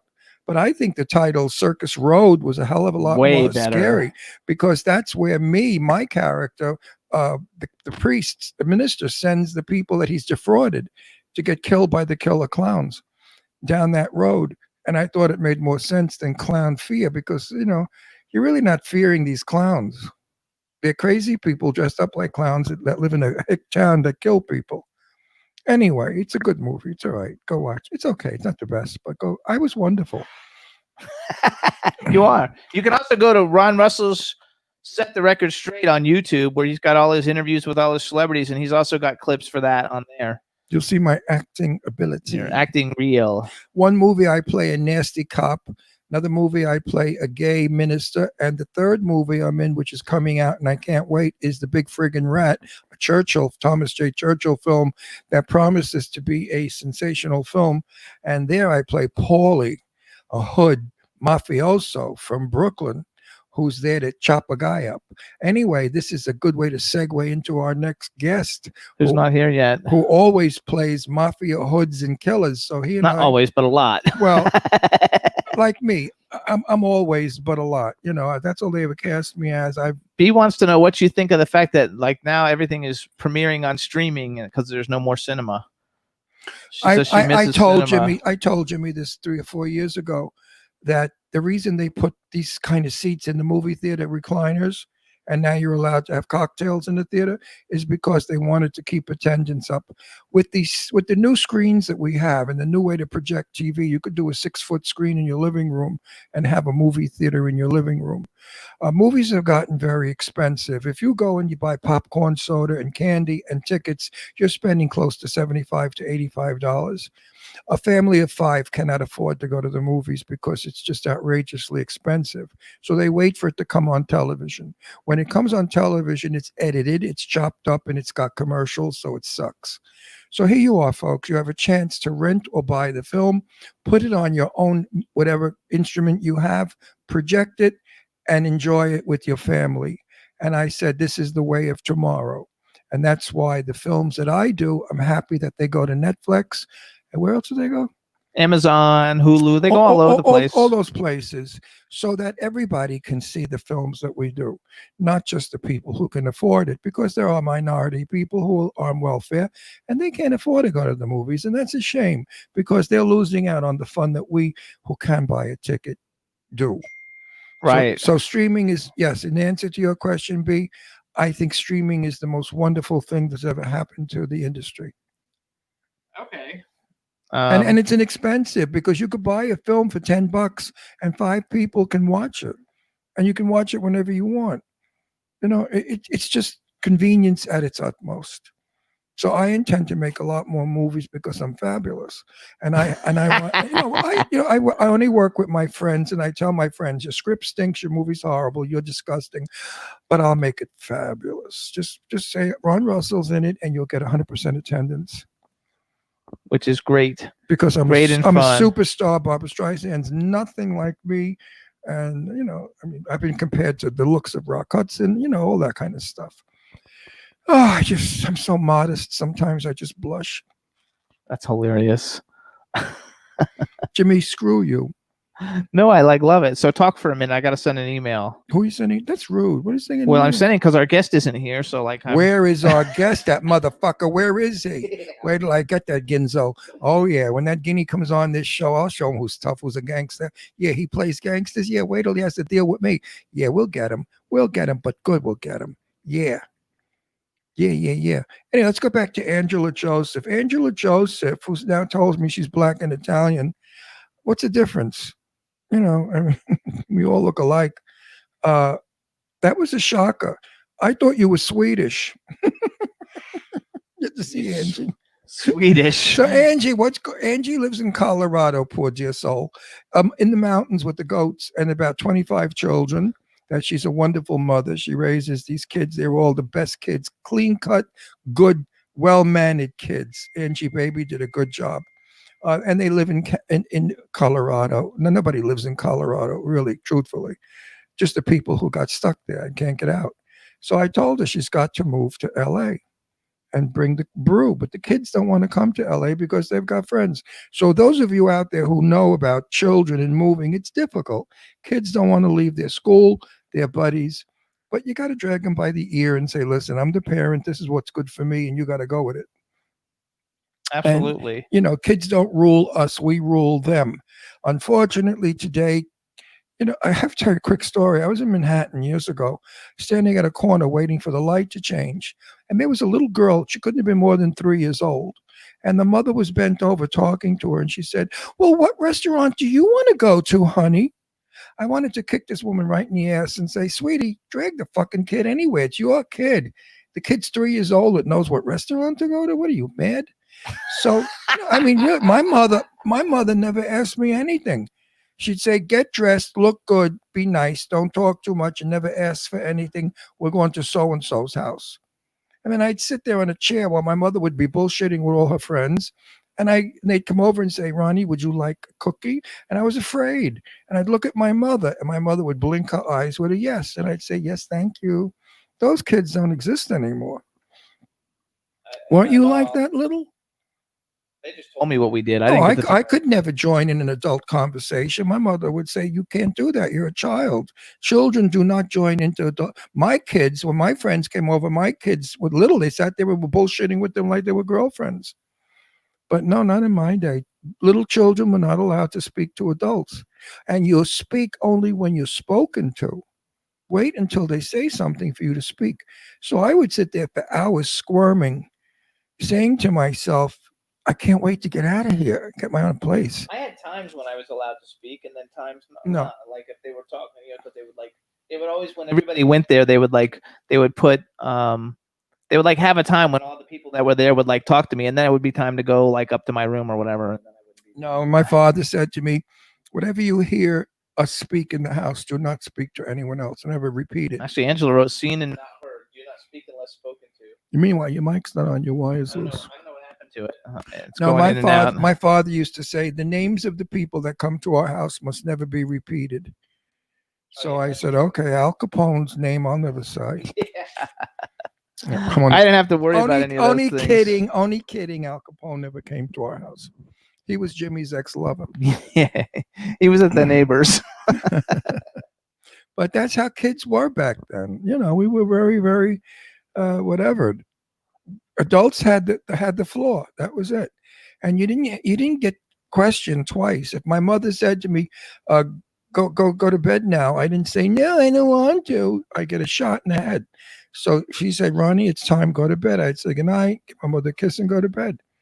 Put the radio on and listen to Inner Sanctum or I Love Lucy or whatever. It was on the radio. I Love Lucy. Oh, because you had radio. When did TV come? Lucille Ball was on. It was My Favorite Wife. It wasn't called I Love Lucy, but it was the same plot. And it was with Dennis, what's his name? The actor, Dennis something. And Lucy was Lucy and he was whatever. And it was called My Favorite Wife. It was a funny a radio show. Television was just starting off. This is back in 1948 and 49. Only the very rich had television, and it was like a 9-inch screen, round. They used to put a big magnifying glass in front of it to make it bigger, and all the people were distorted. So who wanted a TV? Nobody, except the crazies that thought it was a wonderful invention. We got our first television in 1950. And it was a black and white, and it was a 14. Is that when TV came out in 1950? No, it came out in 1936, I believe. But it wasn't popular till 1950. And then you had to put the antenna on the roof, and look at this little 14-inch screen in black and white, and it used to roll. I remember how the screen would be rolling and you would be going crazy to try to unroll it. And now, my God, the televisions are so wonderful. They're all big, beautiful screens and perfect. And that's just the start. They're probably going to get better. I mean, they're going to have 3D real depth television. And that's when Eileen Shapiro starts to make money as an actress, when she can go on 3D. That he's waiting for us to log on, so he's not on the right link. So keep talking. Okay, yeah, could you picture Eileen Shapiro in 3D? Oh my God, it would be like 2 buses coming into your room at the same time. Eileen, are you still there, or did she leave? She's not there. Oh, she leaves, huh? Frig her. Where did I get her? I'm going to tell you, folks, her boobs are fake. They're all falsies. She puts in fake rubber balloons. So there you go, Eileen. Anyway, I have nothing more to talk about except how fabulous I am, but that we all know, so that's not new news. I could talk about Jimmy. Jimmy has worked very hard in our garden. He's lifted 80-pound cement bags and cinder blocks, and he helped me to make our garden beautiful. I designed it and I cemented it, and, we work as a team. We're really very good. We kill each other, of course. We scream and yell because he's not doing what I want. And he yells at me and says, I don't know what you want. It's total, married stuff that married people do. But our garden looks lovely. It sure does. And we're trying to get our guest, everybody. Sorry. He's like, I don't know exactly. He clicked the link and said there's nobody there, and I don't know why. Well, maybe it's because he's in-house arrest. It worked for our last time. He's in-house arrest, and he can't walk with the thing around his ankle. The actor that's coming on next is famous for The Sopranos and a lot of movies where he plays a gangster. You'll know him when you see him and hear him. He's a mafioso type, and I have that in common with him because forever, I'm in the business 58 years, and most of the films I've ever done or TV where I played a gangster. I don't know why they pick a gay drag queen to play a gangster, but that's a stretch. A huge stretch for me to play a tough gangster. But that's what I do. As a matter of fact, I think I'm a gangster in 2 more movies, Jim, I think. Several. I'm not sure Several exactly, more. but hang on. I'm trying to copy the link and resend it to them. I'm a murderer and a gangster and a killer. They're fun roles to play because it's the opposite of who I am. I would never kill anybody. Never. And a gangster, I'm the furthest thing from. But that's what makes it called acting, as Hitchcock used to say. I want to just mention my friend Irene Sodberg has passed away. That's sad. Irene was the Mae West to all the gay people. She was a singer and a comedian and fabulous gal, wonderful person who did so much for gay rights, gay people. She's a straight woman, and she has just passed away Sunday. So I want to say to everybody out there, we've lost a fabulous human being on our planet. Rest in peace, Irene, and sing with the angels. It's so sad. She's such a wonderful lady. She was a terrific person. All heart, all love and heart, never foul, never mean, never selfish. She was giving and just adored by millions of people in our industry. Yes, she was. It was very sad. It really was. What happened to our gangster? I'm working on it. I keep having to pick up the mic, so I can't type as fast as I need to. She's like Mary Typist. I love it. Give her a typewriter. I'm trying to send the link to them again, but I can't do it with 2 hands. I need both hands. You type like a girl. That's okay. Just talk to people. He types like a girl, with both hands. Tell everybody a story. In my day, if I saw a man type like that, he was a fairy. He would. I can type like 100 words a minute. Yeah, like a girl. Just like a girl. You do everything like a girl. You are a girl. Anyway, he's a girl with a beard, like an Italian woman. Needs to pluck out the whiskers. Anyway, what? Get this guy on the air. I'm not going to make it the Ron Russell show unless I sing. Make it the Russell. Oh, go ahead. I'm looking to see if this link works for me. Yeah, it works. This stinks. Why do our guests do that? They don't do it on purpose. No, I know, but they get all screwed up. I know of a lot of talk show hosts that we all know each other, and they say the biggest fear is the stupid guests not knowing how to Skype in. we're not on Skype anymore. We're even more difficult. More difficult. But better video. Yeah, look how nice the pictures. We haven't lost anything. Everything is really nice for change. Oh boy, let's sing. Start talking about something, and then I'm almost done. Let's recite something. What can we recite? She was coming round the mountain doing 90 when the pedal from her bicycle broke. She landed in the grass with the pedal up her ass and her left tit punctured by a spoke. Now that was nice. You could sing that to your children. It's a nursery rhyme. What else could we? Anybody out there know any dirty songs that you could send us? They said Ron is so funny. Give Ron a raise, Jimmy. I'm going to give you a raise. Yeah, the only raise I'll get, you know what that is, and I could live without that raise. I think he doesn't even pay me. I've never made a penny on this show. I'm on this show almost 10 years. I haven't made a nickel, not a penny, not a sou, not a yen, not a guilder, nothing. Zilch. Ugh, nada. What?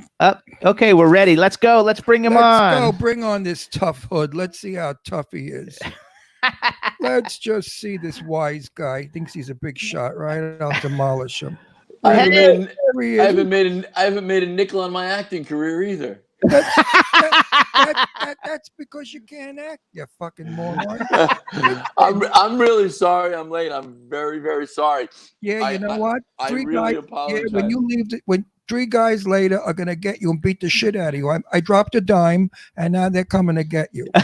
You know, I totally moved on time, but I was outside. Protesters got in my way. I got stuck in. I couldn't get through the protesters. I couldn't get back in my building. So, hey, no, we want to make an introduction, everybody. Now we want to welcome to the Jimmy Star Show with Ron Russell, Al Sapienza. Hello and welcome to the show. Did I pronounce it right? You did. How you doing? I am very good, you guys. So this is my cool, outrageous man co-host, Mr. Ron Russell. Hello, Ron. Let's see if I can make this bigger. How come us Italians are so gorgeous? I don't. Thank you. Look at that face on you, you handsome son of a bitch. I take that as a compliment. Thank you very much. Compliment. We're I play gangsters in all the movies I'm in. I play a tough guy too, because I'm one, so it's easy. I just told you. Where are you from? I'm from originally I was born in Bay Ridge, Brooklyn, but right now I'm in Manhattan. See? Oh wow. Yeah, but wait a minute. I was born in Red Hook. Oh, Red Hook. That's good. Red Hook, Brooklyn. Tough neighborhood, baby. We used to play them in knife throwing.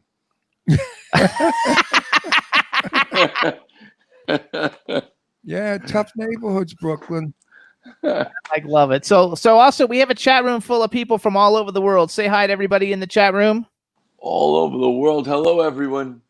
How are you? Welcome to our show and to New York City. So I'm having trouble seeing because unfortunately I'm on a phone. My laptop is up in Connecticut, so I can't really see your faces. I see that big, cool flock of beautiful gray hair. What movies have you been in? Gone with the Wind. Really? I ain't good at birth of no babies. No, I was with Sophia Loren and Tab Hunter and that kind of woman. I've done a lot of television, and right now I'm doing 3 movies out and 6 more to make. And they always type me as a gangster, the guy with the a cop. Well, last movie I was too. The Big Friggin' Rat, and I played Paulie from Brooklyn, who took this guy up to a cabin in the woods to chop him up because he was a squealer. Now, I really don't speak that. And here's how I did it. Yeah, get over here. You know what I'm talking about? That guy over there. He just told on us. Don't you get what I mean? He's going to rat on us. Kill him now. That's really great because without that, you don't have any kind of New York accent. Of course, of course I do. Of course I know. You know what? Listen to me. When I start to sound like a California faggot, I quickly fly back to New York to get my Brooklyn accent back. I refuse to say, "Oh, I shot her beaver." No, we are actually married too. We're married. I mean, so that's what the straight guys say here when they see some chick's pussy. They say, "Oh, I shot her beaver." I said, "What the fuck? You shot her beaver? You spotted her pussy, you moron."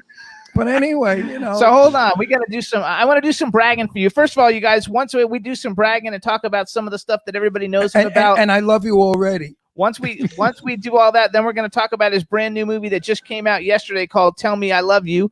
When we're going to talk about that, but first I want to brag a little bit for him and also just talk about some of the other things that you guys know him from, because he's like a superstar. First of all, you got the greatest IMDb ever. I mean, you have so many credits on your IMDb. You're like on every television show that everybody watches.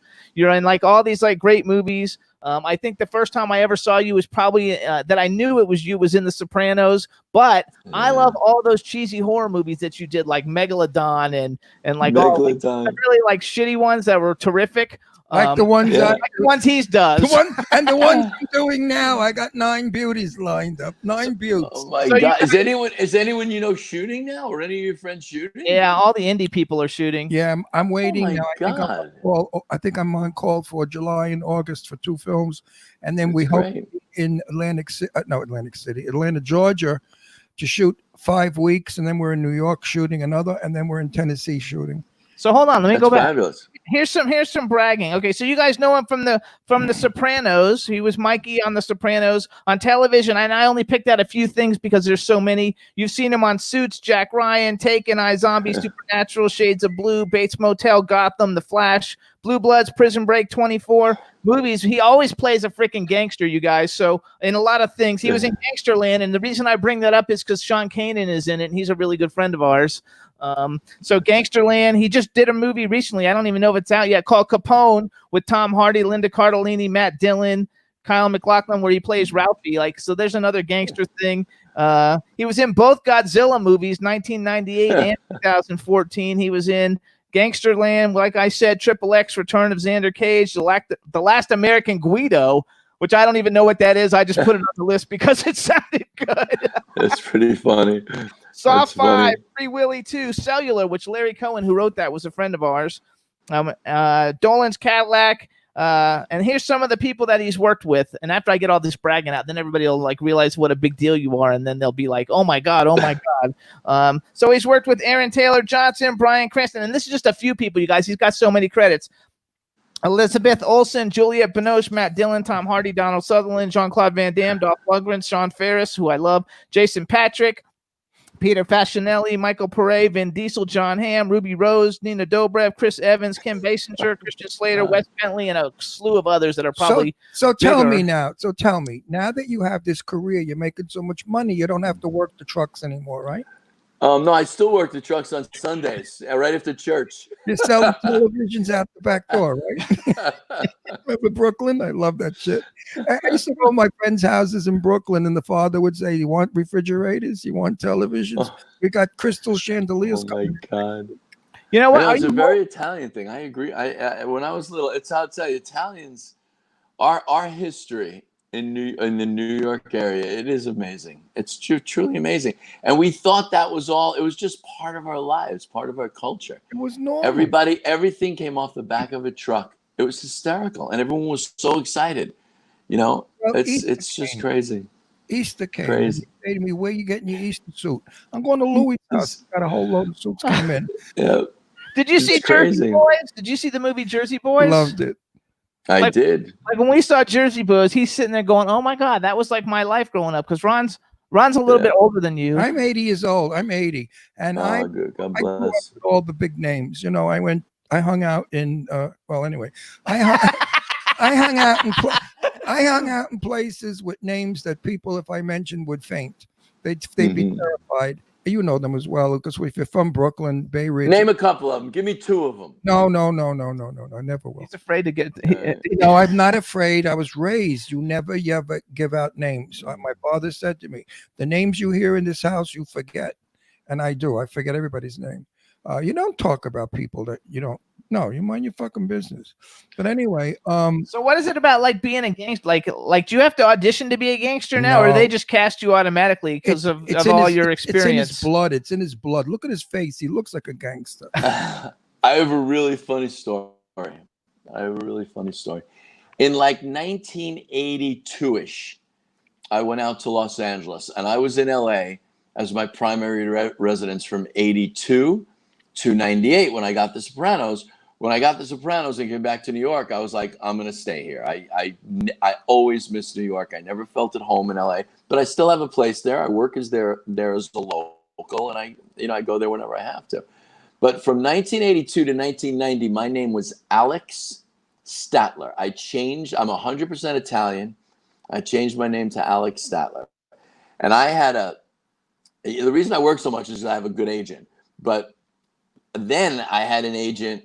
His name was Steve Dontonville. He wound up being the head of talent at ICM. And I was with the Gage Group and then moved on to Paul Kohner when he moved to Paul Kohner. When he went to ICM, it was like 1983 or 4. I was very young. He didn't take me. But he said to me, he was like, listen, man, you have green eyes. You know how to talk without an accent when you want to. He said, change your name. You'll be typecast as an Italian. So I did. And if you look at my resume in those years, I was in Pretty Woman. My first movie I had 2 lines in Pretty Woman here, and cast as doctors, lawyers, and teachers from 80 to 90 only. So The Godfather 3 was cast. This is a great story. It's a total true story. I worked, thank God, but I was working as doctors, lawyers, and teachers, Alex Statler. So 1990 comes around 89, and they're casting The Godfather 3. I'm 100% Italian. I will name names. My father worked with Albert Anastasia and his brother Anthony, who invented the Longshoremen's Union. My father was big. Who started the Longshoremen's Unit. My whole life, and I couldn't. Yeah. So I couldn't. I couldn't get an audition, and I finally did. And I didn't get it. The DRC role is fantastic, but I couldn't get it. I couldn't get an audition. It took me like forever. So I changed my name back in 1990. I had a nice role that year called, which Danny directed and wrote. He was the director of all the CSI pilots and put me in everything. Well, since then, as soon as I changed my name back to Al Sapienza, all I get is auditions for gangsters and cops and that kind of guy. As I get older and my hair turned gray, I'm starting to be able to play states and politicians and stuff. But it's just amazing. It's amazing how people's brains work. Alex Statler, I couldn't get a role as an Italian. When I changed to Al Sapienza, I couldn't get a role for a lawyer or a doctor. True story. When I was 19 years old, it's a true story. My real name is Rolando, and my last name is Serrego. So when I had my Rolando Serrego, they said to me, "Are you Puerto Rican?" I said, "No, I'm 100% Italian from Brooklyn." They said, "Oh, well, too ethnic, we can't use you." Then I became Ron Russell, and I began impersonating Jane Russell in drag doing comedy. Now, from Jane Russell in drag, they put me as a gangster. So that's a bigger stretch than yours. Anyway, now with Ron Russell, I'm a talk show radio host for years. Now I'm back in film as Ron Russell, and they still make me a gangster. Yeah. That's crazy, right? You gotta like love. It's crazy. How do I want to make this bigger so I can see your face? Yeah, let me come. You guys know how to make this bigger? I look like. Turn your phone sideways, and we'll see you bigger. I think before you had it sideways, because at one point we saw all of you, and now we see just your head. Let's see. Better. Yeah, you're a little bigger now. See, see, that's great for you. We see you terrific there. See, is that better? With black hair, I look can like see you guys. When I had black hair, I That's looked funny. like a real hood. Now with the white hair, I look a little softer.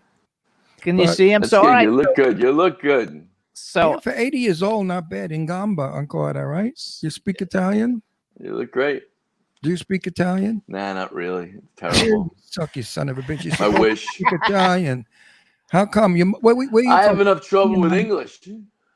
Are you Napolitan or Sicilian or what? My father was from half and half. Exactly. My father was from Bel Paso, Sicily. I went there with him. And my mother, Joe. It was unbelievable. My mother was born in Brooklyn, but her mother was born in Amalfi, and my mother's father was born in Bati, that port town in the Adriatic. And I went to Italy, and when I used to go as a kid, I could converse. Like, it was amazing, but I kind of forgot everything, because I haven't been there in about 8. The last time I was there was 8 years ago. Yeah, when I go there, it takes about 3 weeks for my Italian to be fluent again. I don't know. Screw up. So But it's wonderful being Italian, don't you think? He froze.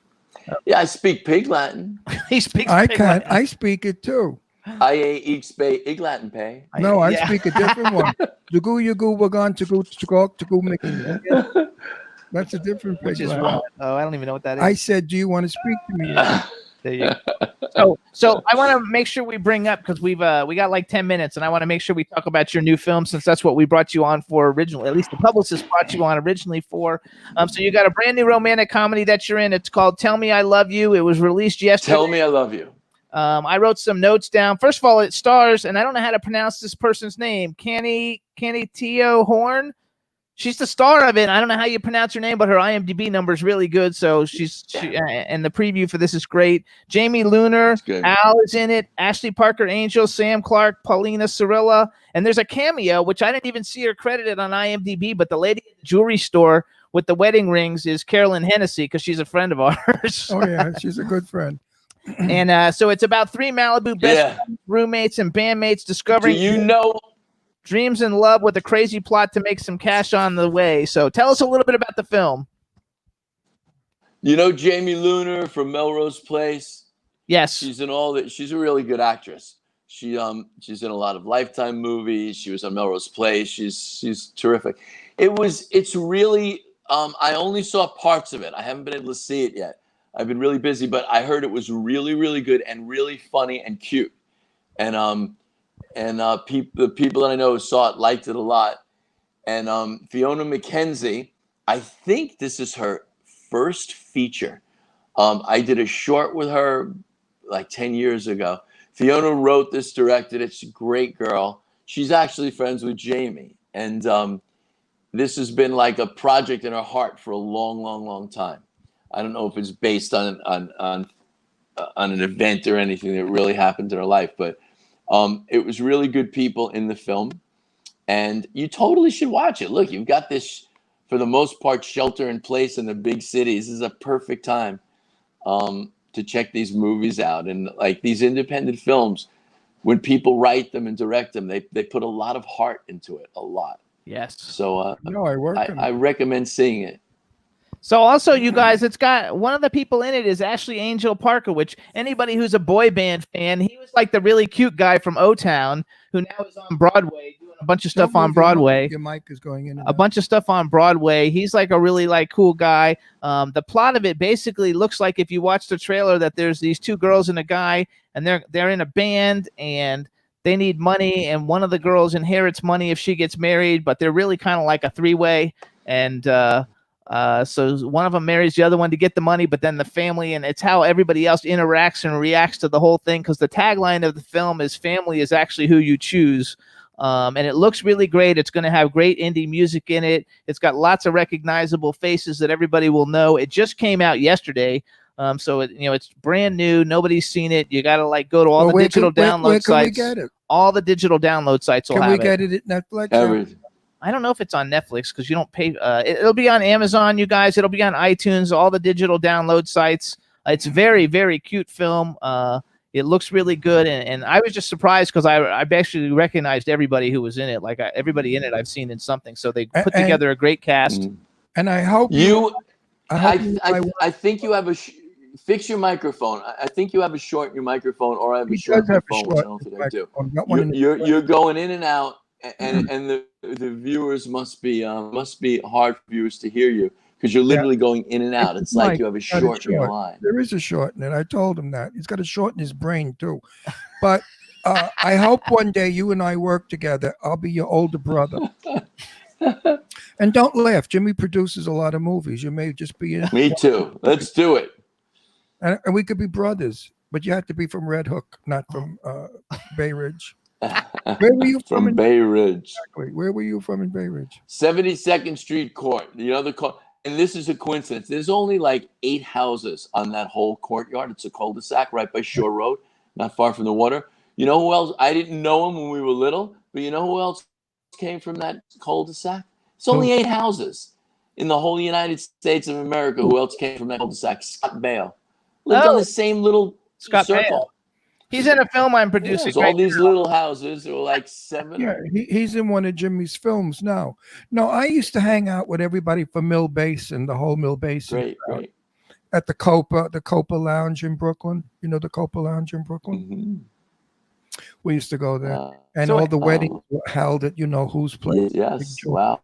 I love my days. So there. I love those days. I miss them so much. Here's a hypothetical. The Boca Yacht Club. Everybody would go down to the boats. We'd go from boat to boat, cooking pastas and all kinds of food. Yeah. It was wonderful. That's when America was wonderful. Now with this bullshit. Oh God, those were the days. I mean, those were the days. We were peaceful, happy people. It was beautiful. I miss them. Yeah. I miss my Brooklyn friends very much, and I miss New York tremendously. So as you're walking through the apartment, let's do a hypothetical because it'll be interesting to see what you say because you have such a huge body of work. But who's on your bucket list of people that you haven't had? I have to ask one question first. Okay. I don't hear him now. Believe it or not, I worked with. I'm trying to get a better connection. Okay. Do you think it's my phone or do you think it's your microphone? I think. Do you think it's my phone or do you think it's your mic? Like you're literally going in and out. They say they think it's you because they can hear me. Listen, I want to ask you a question. Wait, this is important. Are you single? No. No, because, I like it how he said that. because I have a very beautiful daughter. She was first runner-up in Miss America. Gorgeous blonde with green eyes. I'm trying to marry her off. That's hilarious. And you're cute. You don't want to inflict me on any. You don't want to inflict me on any women you know. That's bullshit. You're probably the best. Believe me, but I'd love to go with coffee with her just to meet. I actually have a 6-year-old daughter. Oh, good for you. If you could believe it, she's a little doll. Okay, so I worked with Pacino. That Okay. was amazing. I worked Michelle Pfeiffer. I never worked, and I really want to work with him. Not for ego reasons, for artistic reasons. I never worked with Scorsese. I didn't do any of his movies.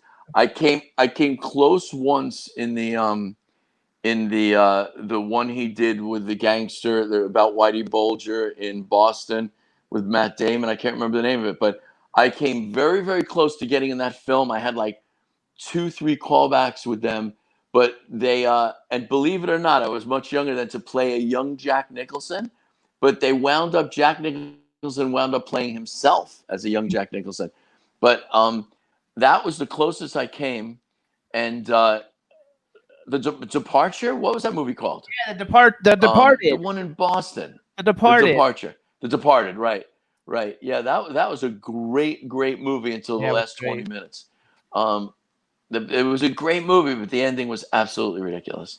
It was this realistic movie like Goodfellas and The Godfather, and then the end is. But I totally want to work with Scorsese. I would love to. I'd love to work with De Niro. I met Joe Pesci a number of times, but I never acted with him. I'd love to do that. And I was offered a role in Jersey Boys early on in 2005. I was offered a role to play Chip DiCarlo in the musical. Why didn't you take it? Because I was offered at the same time another role. I really wanted to go back to musical theater that year. I started out in musical theater. I started out as a musician, and I wanted to. I got an offer to play the Jerry Orbach role in the $15 million musical version of Dirty Dancing. Now that was a premiere. It was a premiere, and Jersey Boys had already premiered. I would have been the first company opening that hotel in Las Vegas. I think it's still running there. It was one of the longest running shows ever. So I would have opened that hotel, but it already was on Broadway. I don't know if I ever would have got to do it on Broadway. There were no reviews, so I figured I'd do the new show, and I stayed in I loved Dirty Dancing. I really had a great time. I was in that show for 18 months. Wow. And I loved it. So it was, you make these choices and you don't know. I don't know what would have happened if I went to Vegas and how different my life would have been. You never know when you make these decisions. But As long I as your life is loved good, you make being in right. Dirty Dancing. As long as your life is good, you made Say the that- right decision. That's what I just said. The parrot repeat. Yeah. So hold on, we've only got a minute. No, it's good because I can't hear you very well. Okay, so you guys listen up. This is Al. Tell Me I Love You. Make sure you see this movie. Tell Me I Love You on Prime, on iTunes. The movie is Tell Me I Love You, directed and written by Fiona McKenzie. You really want to catch it out. With all the crap that's going on in the street and in the news and with COVID, it'll make you feel good. There you go, make you everybody. laugh. And good music too. You guys follow Al on Twitter and Instagram. He's Al Sapienza, Sapienza. Go see Tell Me I Love You. We want to thank you for coming on the show. We got like 30 seconds left. And can I plug one other thing? I have another movie coming out. Today called The Fifth Borough. The Fifth Borough with Tara Reid, Lilo Brancato. So see these movies. Tell Me I Love You, The Fifth Borough. On all these forms. You can rent it everywhere. Is the Fifth Borough about Brooklyn? It's about Staten Island. Oh yeah, we want to see it. Or Staten Island's it's very interesting. Yeah, okay. You'll like this. Lilo Brancato, Jimmy Russo from Jersey Boys. I can oh my God, the guy who played Furio, Federico Castelluccio. He's a great guy.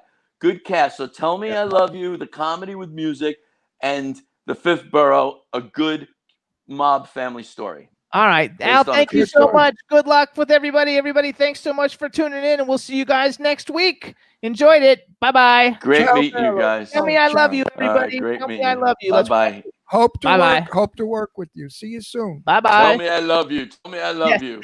Good. Bye-bye. I love you.